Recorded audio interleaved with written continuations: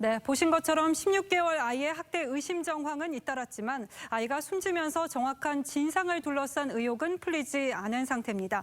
이번 사건의 의문점들 따져보겠습니다. 자, 윤슬기 기자, 네. 부모가 세 차례나 경찰로부터 조사를 받았는데 이 아이를 왜 부모로부터 분리를 하지 못했을까? 이게 의문입니다. 네, 일단 세 차례 조사 모두 내사 종결 또는 혐의 없음으로 결론이 나 법적으로 부모의 책임을 물을 수 없는 상황이었죠.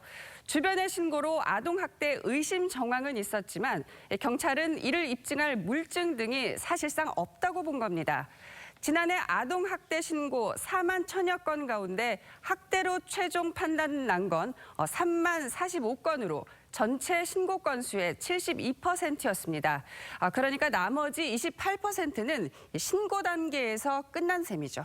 네, 물론 경찰 신고가 있었다는 이유만으로 아동학대가 있었다 이렇게 단정할 수는 없습니다. 그런데 아이들의 경우에는 법적 판단과는 별도로 좀 선제적인 보호 조치 이런 게 필요하지 않나 싶기도 하거든요. 물론 그렇습니다. 그런데 문제는 아동학대 가해자의 대다수가 부모란 점이죠.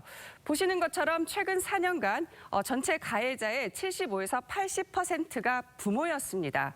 피해 아동 격리나 보호시설 인도를 할 수 있는 응급 조치도 있지만 72시간을 넘겨선 안 되는 게 원칙이죠. 가해자이지만 또 친권자이기도 한 부모로부터 아동의 분리보호가 말처럼 쉽지 않다는 게 현장의 목소리입니다. 아이가 맞고 있어요. 그냥 경찰에 분리합시다. 이게 아니에요. 분리조치 권한은 법원에 있는 거죠. 아동보호기관에서 아이 데리고 기관으로 갑니다. 그거는 일종의 납치가 될 수도 있거든요. 그래서 상습 학대 정황이나 학대 신고가 반복되는 아동에 대해서는 이 분리 조치를 폭넓게 적용하자는 의견도 있습니다. 네, 다시 이번 사건으로 좀 돌아가서 이 숨진 아이 같은 경우에는 입양아였습니다.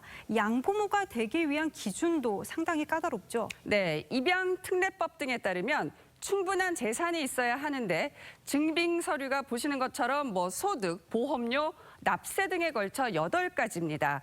성폭력, 마약 등의 전과는 없었는지 범죄 경력 조회도 받아야 하고요. 알코올 중독도 없어야 하며 직업, 나이, 종교도 심사 대상이죠. 까다로운 절차를 거쳐야만 양부모가 될 수 있는데 그렇다면 입양 기관의 역할은 입양 여기까지만입니까? 입양 후 1년 동안 최소 2회 이상 가정 방문 등을 통해서 사후 관리를 해야 하는데요.